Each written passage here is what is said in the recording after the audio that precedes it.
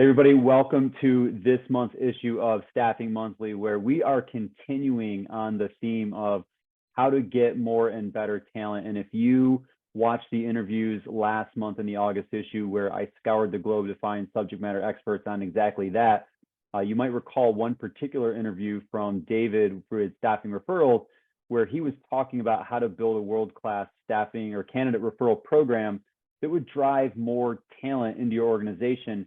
But there was one key point that he highlighted that was worth digging deeper into.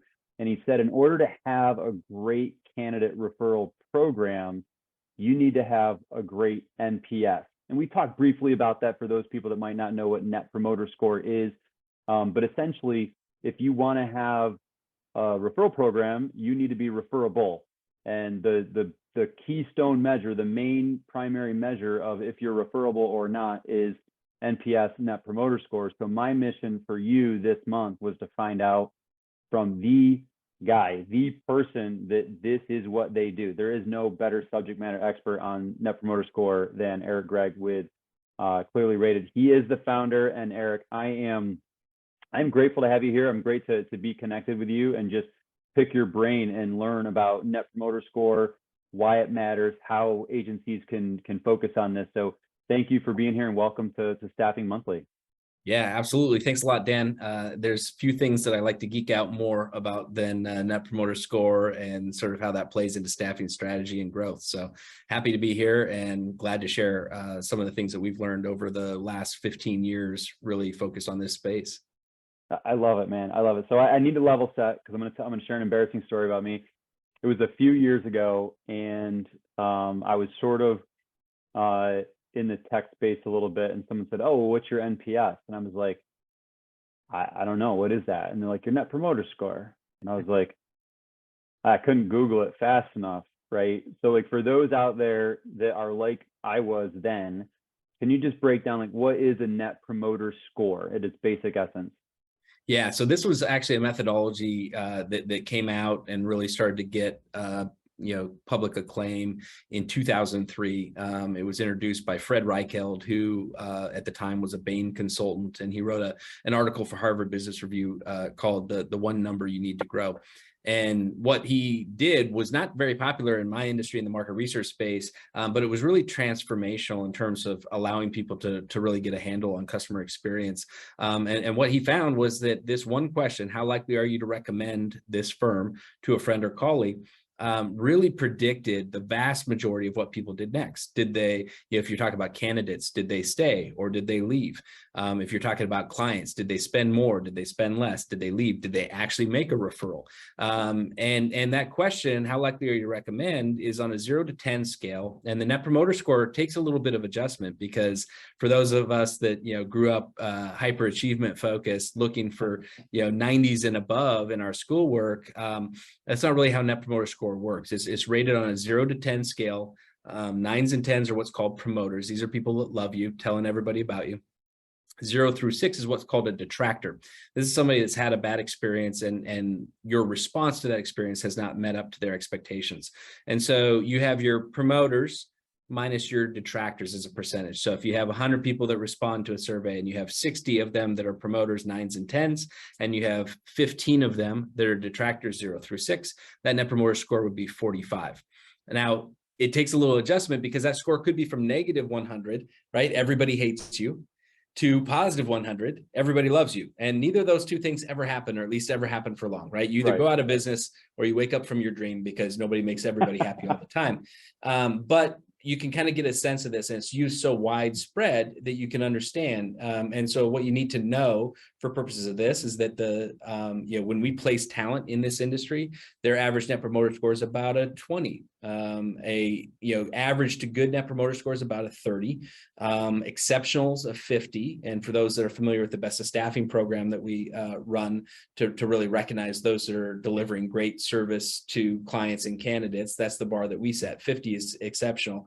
It takes above that and a certain number of responses to make Best of Staffing. And then 70 is considered to be world-class. And so those are kind of the scores. What translates to those of us that are thinking about it as grades in high school, a 70, a C minus, right, barely passing, is actually exceptional world-class in this methodology. Wow. So lot to unpack there, but the thing that just drew me in and kind of had me drop my jaw is, did you say like the average net promoter score in the staffing industry is 20? Yeah, it's actually even a little bit below that. And what we need to know about that is that it's been pretty steady on that on the candidate side. People oftentimes think, well, gosh, it's a super tight labor market, and so they're rating the staffing firms harder. So the scores would be going down. Or when we've gone through times, and we've measured this for over a decade with our partners at Career Builder and the American Staffing Association, and does it get considerably better when that there's a high unemployment? And what we found is that it's not really driven by that, because what happens in our industry, unfortunately, is that we tend to really put a lot of emphasis on whichever is harder at that time, the client or the candidate. And so when it's harder to get an order than it is to fill an order, what we see is that we take our eye off the candidate experience, and those scores typically go down a little bit, and the client scores go up. Inversely, when it's a really tight labor market, those scores actually get a little bit higher, usually on the other side, because we focus a little bit more on that side. So it's actually up a little bit, but has held pretty level through the pandemic. So that doesn't shock me, because we live in such a fractured industry, your fragmented industry, and we're very reactive. We're very, and I think a lot of it for agencies, sometimes it falls on leadership, and they don't set a proactive, deliberate, intentional strategy around client experience and candidate experience. But it's also sometimes client driven. The clients, they want it now, and you just gotta kind of jump through all the hoops and that are lit on fire to respond. So I think that makes sense to me, because we are reactive, that we would go back and forth. So that's crazy to me. And again, I know I'm still thinking of it a little bit with the bias of a high school grading scale, but if it's a 20 or around there, that means there's a lot more detractors than promoters. And yeah, barely more promoters than detractors, right? If it's at a 20. And so what that means, in this particular case, is 45% of an independent industry, so separate of our best of staffing benchmarks, the independently set over 400 talent that have been placed on assignment in the last year, and 45%, so just under half of them, give a 9 or a 10. 26% give a 0 through a 6. So again, you're looking at a space where ideally, and for a lot of like the best of staffing winners, for example, they're coming in and it's 80% that are given a 9 or a 10, and it's maybe 10% or 12% or 13% that are giving a 6 or lower. So there is a wide variety as we look at this. That's interesting to me. So you frame this as, it was listed as the one number you need to know and grow, and improve, right? And is there a correlation? Have you seen it with the agencies? And I know you work with other industries, I know accounting, but like for the focus of Staffing Monthly, when you work with staffing agencies, have you seen the ones that are above 70 that are world class, or above 50 that are, meet your standard of best in class?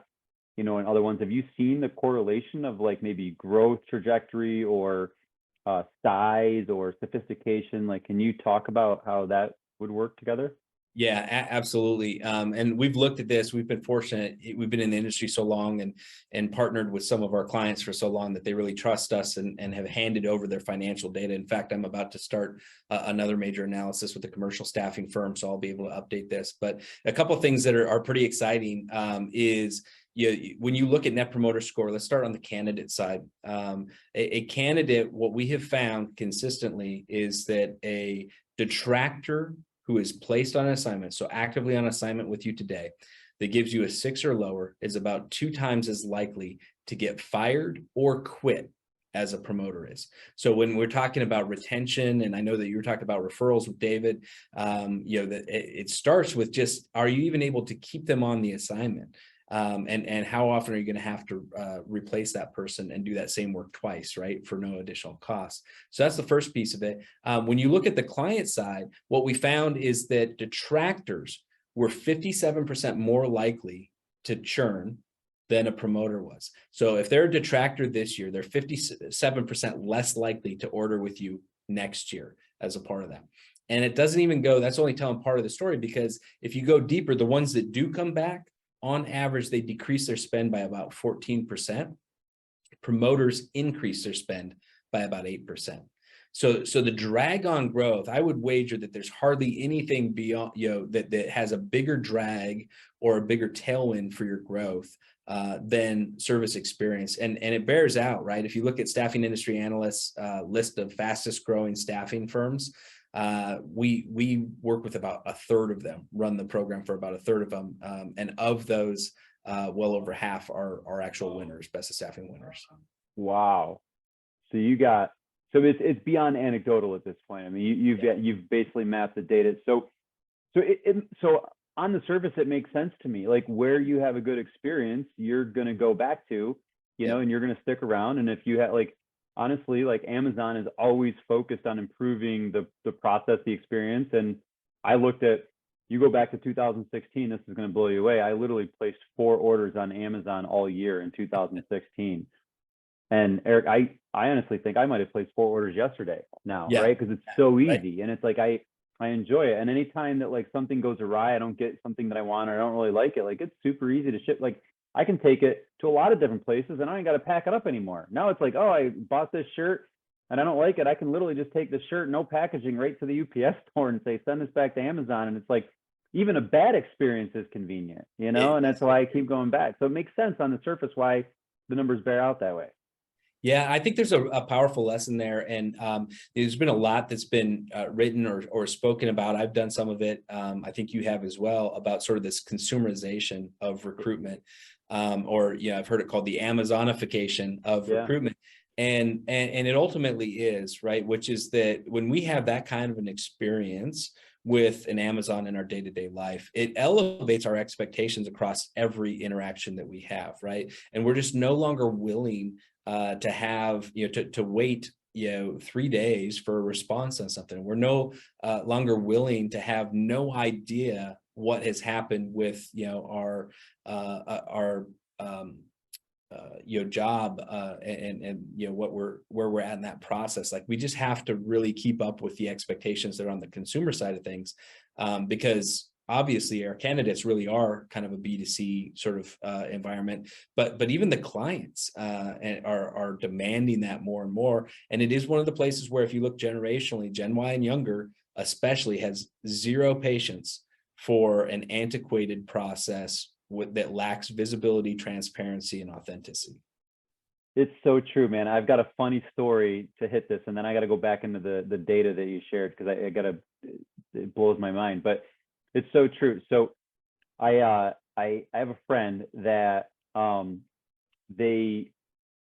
their washer dryer broke, right? And, like, they had to get their laundry done and they couldn't go out and buy a washer dryer right away. So they use this app where you can just schedule through the app, and your local dry cleaner place will come pick up your laundry and then, like, go do it, fold it, bring it back to you, which it sounds amazing to me. I'm like, man, I should do that, right? But the service wasn't great, right? It was a little bit wonky. I think they're a startup, which it happens. There's always bugs in the system.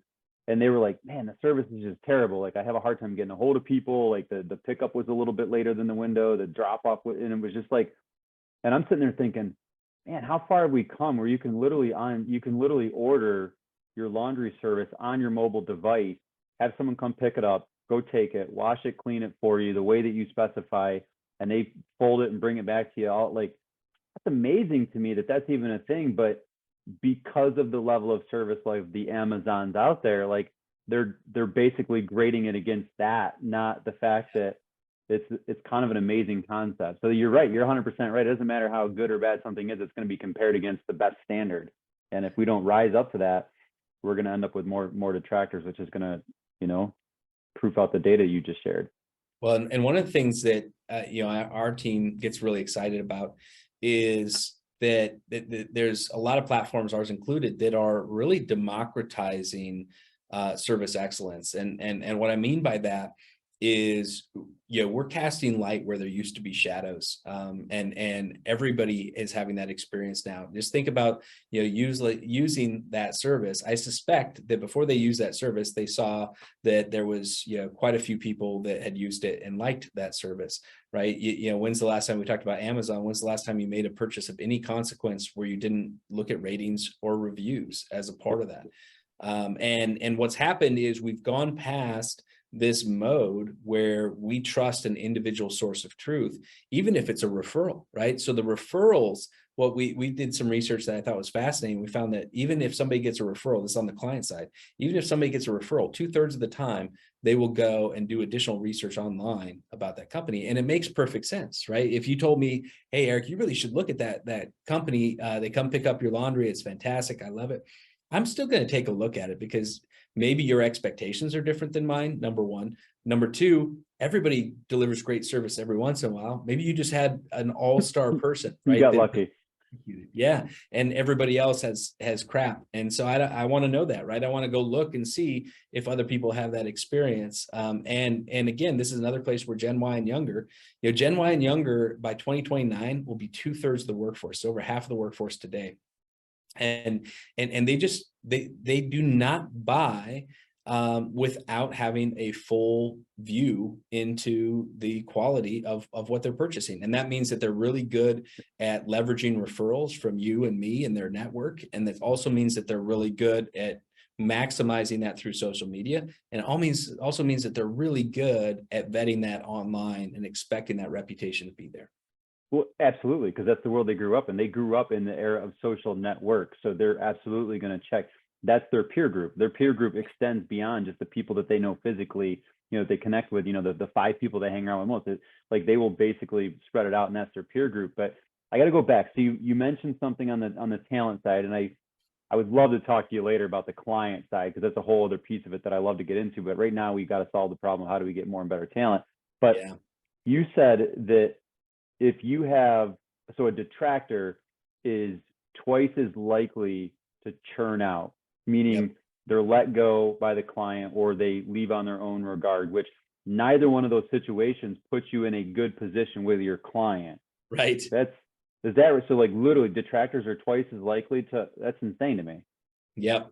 It's a really, predictive leading indicator of it, right? And that's one of the things why we try to provide that. And it's one of the biggest trends that we're seeing actually in some of the clients that we're mutually working on with David. It falls and bears out on this too, where they're getting feedback at key points in that process, at onboarding, 30-day check-in, end of assignment, because what they're finding is, look, if I can get this into the field, a lot of times whatever they're upset about is something that I can take action on and I can fix. It's a misunderstanding. It's a frustration with the client that they're placed with that they can work with.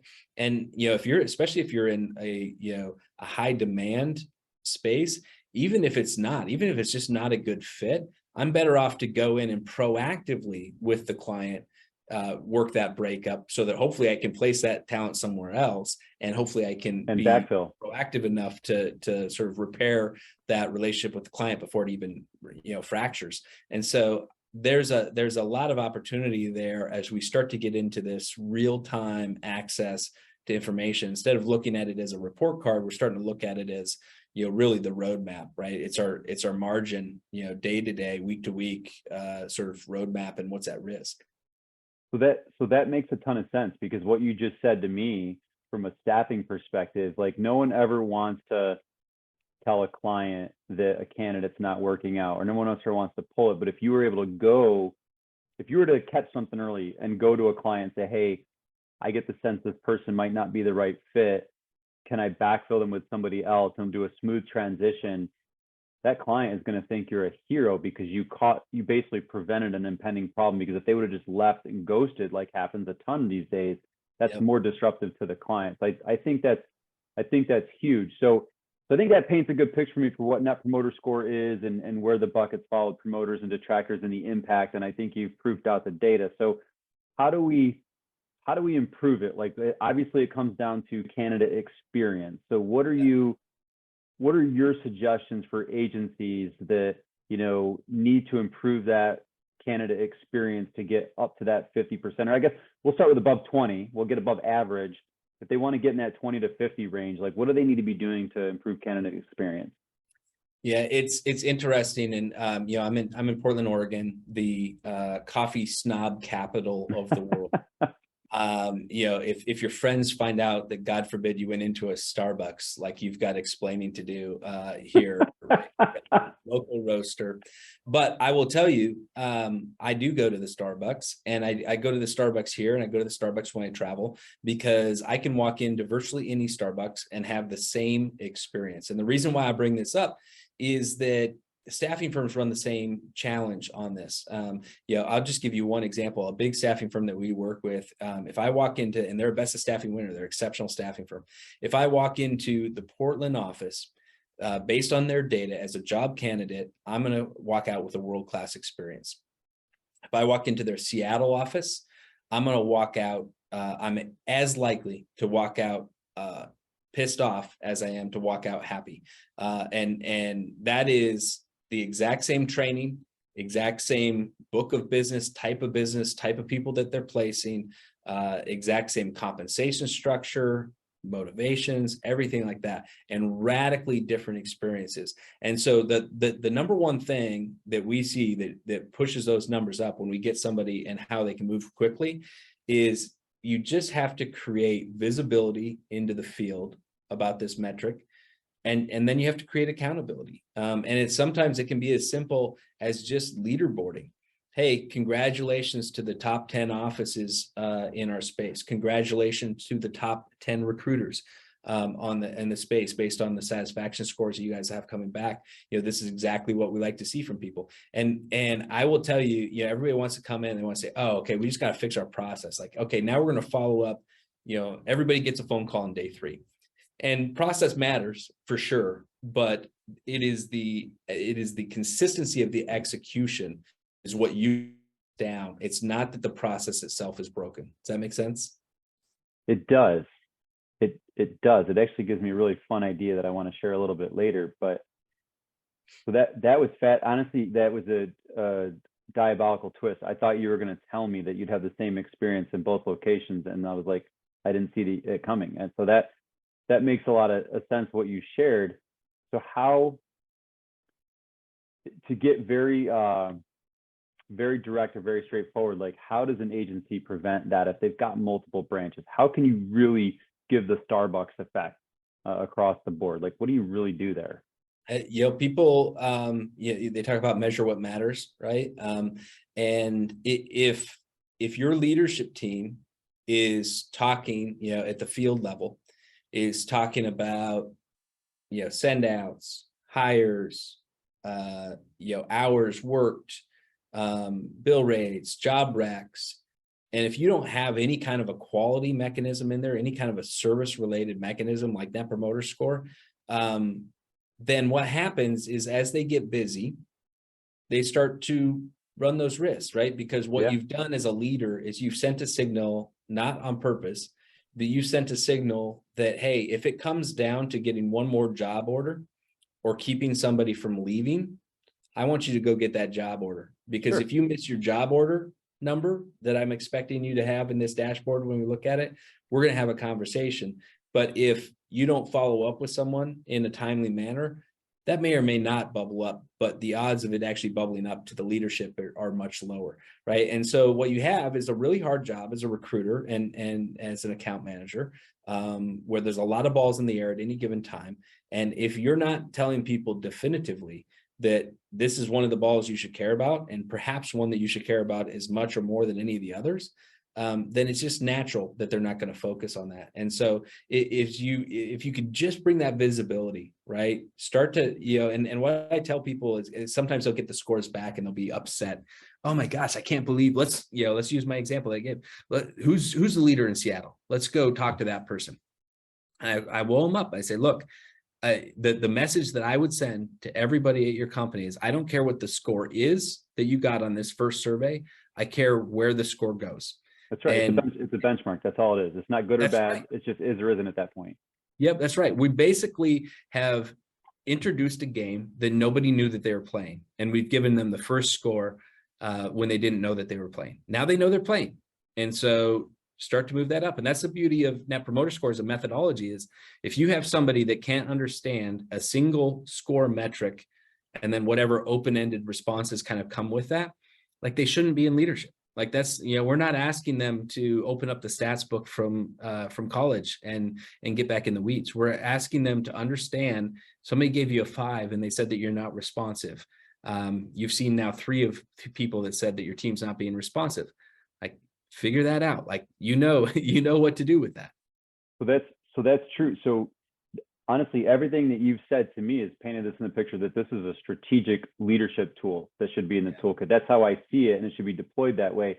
And what you pointed out, you're 100% right. So most agencies that I've seen in the industry, and I don't want this to be overly generalized, but just anecdotally, don't have KPIs. They don't have, key metrics that they're looking at that paint a picture for their business to help them make decisions, right? And the ones that do focus on what you just talked about, send outs, placements, interviews, because those are all quantity metrics. And because they want to basically measure activity, right? And they want to measure productivity.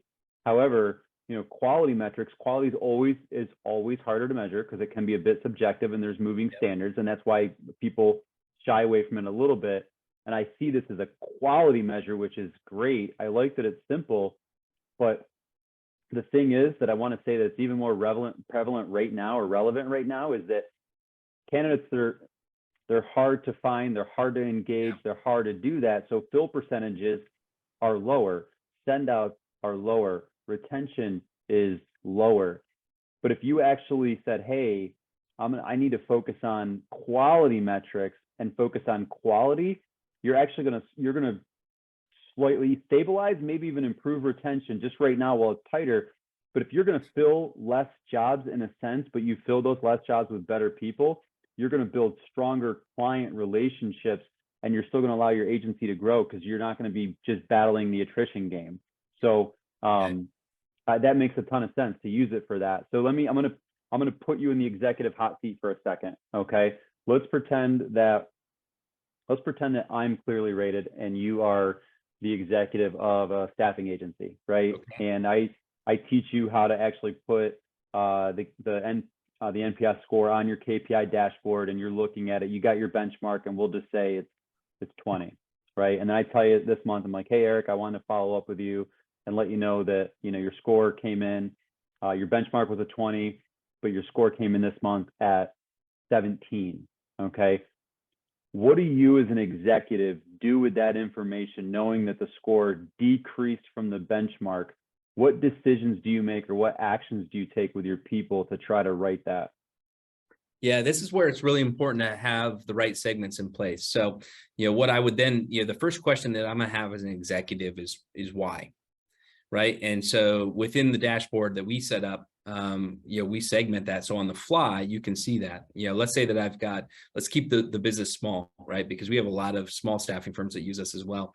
And so you may not have, 25 locations, but you might have 10 recruiters that are working with you. Yeah. And let's say that each of those recruiters, placed 3 people, 4 people in the last month. Okay. So you've got a total number of new placements that went out on an assignment of, roughly, 10 recruiters times 4 people. So 40 new placements as a part of that. Okay. Now this is where the law of averages gets problematic, right? So you went down 3 points, and if you kind of cast the net widely and say, okay, it looks like we went down a little bit, maybe our responsiveness dropped off a little, or our issue resolution score, that sort of supports that dropped off a little bit. And I kind of go, hey guys, we have to be better at solving, issues. That may not be the problem, right? If I look at those 10 recruiters and I find that, one of the recruiters had 4 detractors out of 4, like every single person that they placed was upset with this. And actually everybody else's score went up and improved on them. That's a very different leadership challenge than if everybody just did slightly worse. And that's the way that it typically is. It's never everybody, right? There's pockets of people that actually got a lot better, pockets of people that maybe took their eye off the ball, got a little bit worse, and then the masses, which kind of move a little bit here or there. And so that's really what you need to be looking at is why. Get deeper into that. Is there, and what I will say again is that it's oftentimes not a universal thing. Whether you have 20 responses or 2,000 responses, the idea that it's going to come back and it's like, okay, we just need to fix these 3 things and we've got it, is just wrong. You'll have a recruiter that's world-class at responsiveness, lives in their email, so quick at that. Maybe they're not good at some other things, but they're really good at being responsive. And so the scores, look really good as it pertains to responsiveness. Another one might be really effective in other ways, but is pretty bad at digging out of their email, pretty bad at managing. They miss a few, so they don't respond at all. And then, there's, some other ones that end up getting, waiting on that.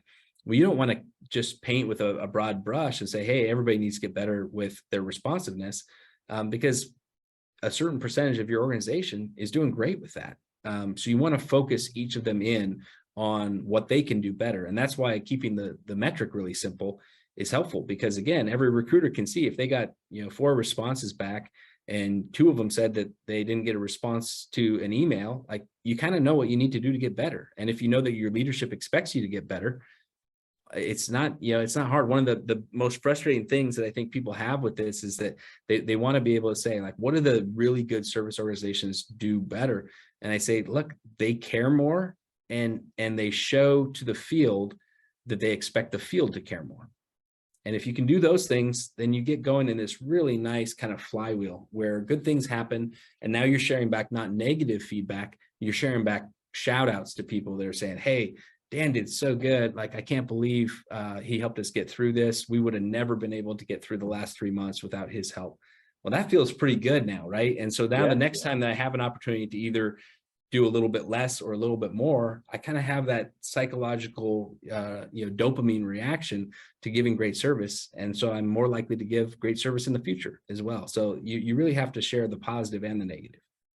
I like that a lot. And I guess in my mind, I hadn't realized that you could take it right down to a specific recruiter level, and that now you've got a great training and development tool in the toolkit, because that's another bigger, and that's an area that I think is overly lacking in the staffing industry. I think that we try to hire people with experience sometimes, or we try to just hire green people because they're less expensive, and then we try to train up on our own ways. But I think there's always plateaus or low ceilings for training and development that can be improved, because there's not a lot of visibility into kind of spot training. And I think that makes sense. So if I'm an agency, how do I use a tool like ClearlyRated? Like, I heard you mention, like, you do a survey early on, and at 30 days and 90 days, like, walk me through, like, switch hats. I'll be the staffing executive. You be you, right? The founder of ClearlyRated.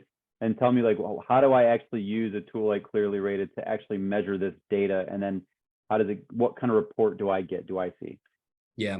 So what I will say is that there's kind of 2 foundational levels of measurement that you can have. One is sort of a relationship level. So it's a point in time, this is like the annual survey that you might do for employees, clients, or what we call talent. So the temporary employees that are placed on assignment. And it gives you a really good sense across, no matter where they are in that journey with you, how people are doing. Okay. So we can do that. We can take action on that. We can understand on that. We can leverage that within ClearlyRated. You can also then utilize those scores to participate in Best of Staffing, to improve your online reputation at ClearlyRated.com. All those things exist. And then there's also this transactional piece, which is to say that, hey, you, especially on the candidate side, you have a very distinct journey. And it's kind of a one-to-one journey, right? You, at any given time, you're on one assignment with me, and you're starting that assignment, you're at a midpoint in that assignment, you're tenured on that assignment, or you're leaving that assignment. And so those are all really different touch points. For example, how well the position matches is a really good question to ask when you're doing the NPS survey of somebody that's onboarding, because we know it's kind of binary at that point. At 2 weeks into an assignment, you either love the assignment and you love the staffing firm because you are keenly aware of what they did to help you get that assignment, or you're frustrated because it's not what you expected. And those 2 things are very different. So you want to get at that type of thing. Now, if you've been on an assignment for 9 months with a staffing firm, it's a very different set of questions. Right now, we want to talk about, are you feeling supported by us?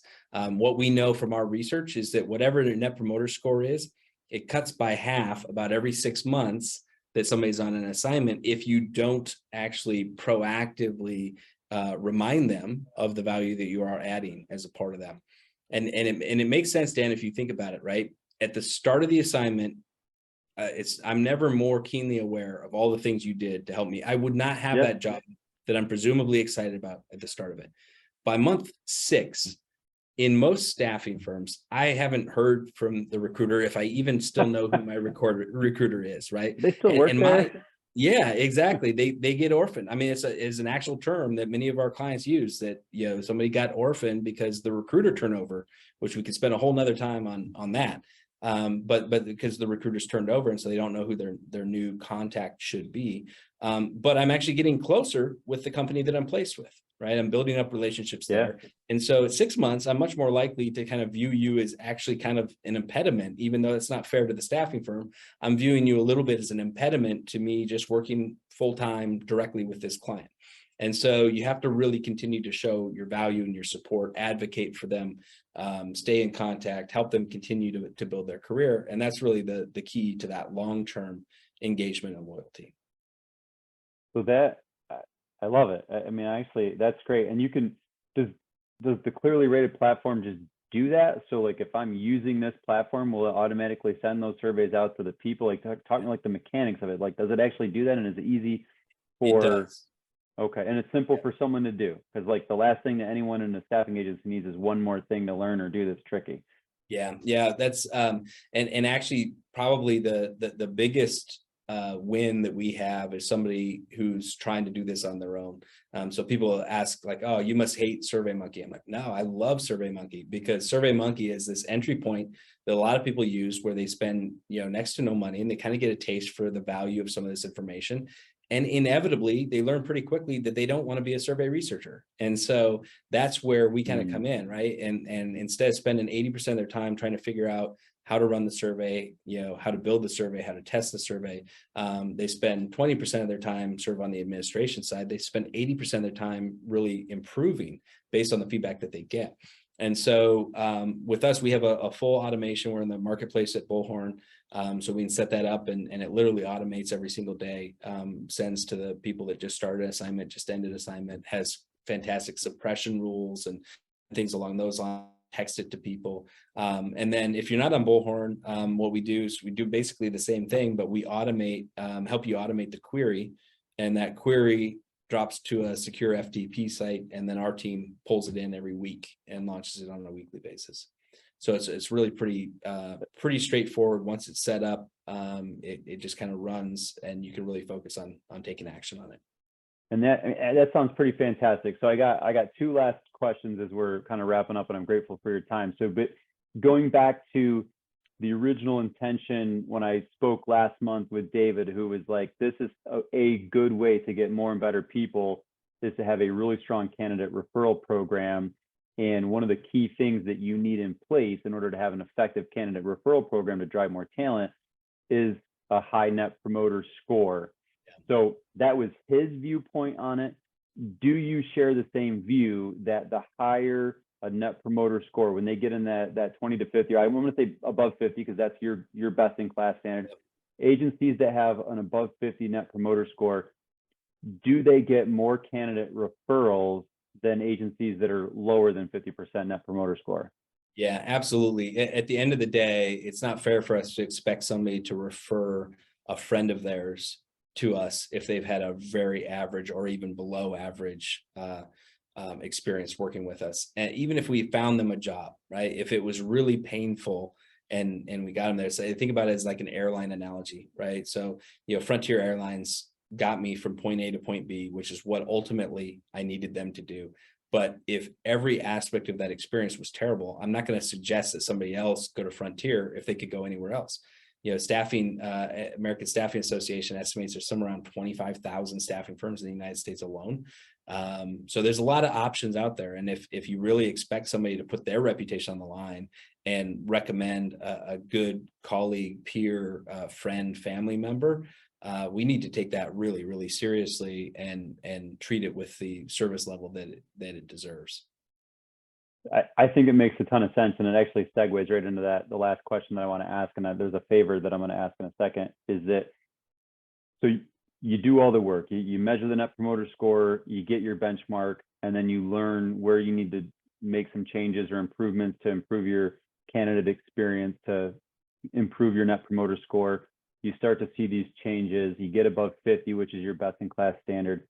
How does an agency actually use that standard, that achievement, to showcase themselves on Clearly Rated? I saw there's a tab on your website that says get onto the Clearly Rated website or list or whatever. So like, how do they do that? Because I could see that being useful if so in the sales, if you flip to the sales side, we always get the question, why should I choose you over any of the other 30 agencies that called me today, right? It's like, I think there's a use case for it, but from your experience, like, how do agencies actually leverage that achievement to get better talent and better clients? Yeah, that if you go and we were just to take a list of 20 staffing firms at random, and we were to go to their website, 18 of them would somewhere on that website profess how much they care about the temporary employees and the clients and their staff that they're on there. And unless they're doing something like this with us or with somebody else, like, they have no way to prove it, right? And so it falls on deaf ears. Everybody can trot out 3 testimonials from clients or candidates that love them, right? Everybody has 3 people that love them, and so that's not meaningful anymore. What is meaningful is something that shows that you've really stood out. You've really put in the time, the effort, the resources to deliver this really consistently remarkable service experience, whether it's to a candidate or to a client. And then, what I actually think, and this is not necessarily a popular view internally here, I think in another 5-10 years, the award part of it is going to be almost meaningless, because people are getting so sophisticated with these sort of pay to play awards and things like that. What they really care about is what's behind the award. And that's where I think those star ratings and the Clearly Rated marketplace makes a big difference, because you're not just getting kind of this obfuscated, hey, there's an award, they don't know what the staffing firm did. You're showing that award next to the star ratings, next to testimonials, all from validated clients and job candidates. And so the power users are using it to de-risk the decision. It's a big decision. If I hire you, agency, to help me with my recruiting needs, that's a really big decision. And I want to not only know that I think you're the best fit, I also want to feel like you're the least risky. And it's even probably more so if we look at a job candidate. If I'm weighing between an opportunity with and staffing firm B, and everybody that works for staffing firm A online is saying how misleading they are and how they said this and you can't believe them, and everybody at staffing firm B online is saying, hey, this is a great firm, they've been with me for the last 3 years helping my career, like, how would you not choose staffing firm B when literally the decision could mean the difference between paying your rent and not paying it? 100%. 100%. So I mean, it's really the epitome of social proof, which is where that same generation that's taking over the workforce, that's their embodiment today. So that makes a ton of sense, and I appreciate you sharing that in detail. So I've got one favor to ask, and I've got a fun idea, and I want to see if you're in on it, or if you just think it's a dumb idea. So the favor to ask is this. So one of the new features that we're going to be rolling out with Staffing Monthly in Q4 is product showcase. And what we want to do is we want to dedicate, a section of the magazine to basically highlight one tool resource that serves the industry, where it's not this type of interview where we're talking about strategy and tactics, but it's actually doing a screen share where you're just walking me through how someone would use Clearly Rated. Like, what does it look like? What is the use case for it? What's my experience with it? I'm going to put my staffing executive hat on it, and I'm going to kind of view it as like as a demo from the buy side. Is that something that you'd be willing to be invited on to do and walk through it to showcase this to others that might not be familiar? Yeah, absolutely. Awesome. I will reach back out to you on that one, and I'll obviously let all the viewers know when that's happening. You froze up on my end. Oh, sorry about that. So awesome. I'm glad that you'll be open to that. And I'll reach out to you to schedule that, and then I'll let the viewers know. I can barely hear you. It sounds like it's going back and forth. Oh no, we're so close to the end. Wait, I think you're back. Am I back? Yeah, I don't know if that was on right. your side or my side, but now I got you again. Okay, well, I can edit that piece. So anyway, I'll just answer the question. So that's awesome that you're open to showcasing that. I'll be excited to walk through that and see it firsthand because I've not been as familiar with it. And I want to see it so I can obviously tell other people about it. And the viewers, I'll let you know when we're going to be doing that so you can actually see it firsthand as well. Obviously, if you want a sneak peek and you want to see it for yourself, you can reach out to Eric directly and he'll tell you that in a second. But here's the fun idea, and maybe it's not a good idea. I don't know. It's just something that pops into my head, so I'm going to share it. Is there a way, because I'm fascinated about the journey, I'm fascinated about the benchmark and doing something to improve it. Is there a way that like maybe you, me, and David from Staffing Referrals, maybe we could actually create a contest and we could get maybe like 5 or 10 agencies if they're willing to participate. So viewers, if you like pay attention to this for a second, maybe 5 or 10 agencies would be willing to participate to almost create a live action case study where we could say, hey, let's get you set up with a net promoter score and get a benchmark, right? And then based on the benchmark, we provide some coaching and consulting to say, how do we improve this? And we try to move them up. And then once they get to, they see progress, then get into the referral program and see, or maybe at the same time, we can see if referrals are actually going up at the same exact time. And then we like incentivize it. Like we put some maybe money on the line or some like, hey, we'll buy your entire office lunch, or we put something fun out there that whatever agency has the best gains or the best positive impact, they'll win something. So it's like a little bit of an NPS candidate referral program challenge. Anything there? Like if I say that idea to you, what's your response to something like that? Yeah, at the core level, I think it's always good, right, to shine the light on this and to help people through, how to improve this. And right now, if you can, prove out that ROI, which is a pretty low, bar for really the referrals and the NPS, right? If you save one person that's placed on assignment that you wouldn't have saved otherwise, you've paid for the whole program. And so there's that opportunity there too. And I think if we're, helping them to see kind of the right activities and see how straightforward it is, if you can, the game, it's, simple, it's not easy, right? Which is to say that like, you just have to make people in the field care, give them the ratings, give them the pat on the back when it's going really well, and give them the data when it's not so that they can improve it. If you're doing those things, then it's absolutely a huge step forward.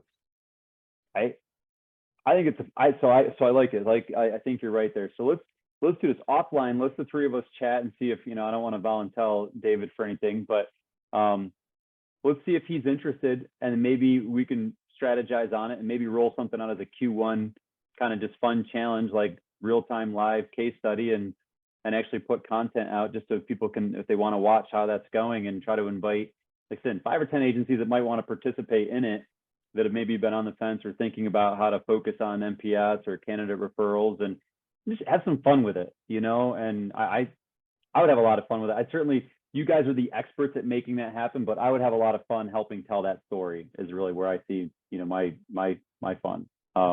Yeah, Cool. I like it. And I think, anytime when the whole industry learns, it's a win. So that to me is, I think, where it gets pretty exciting.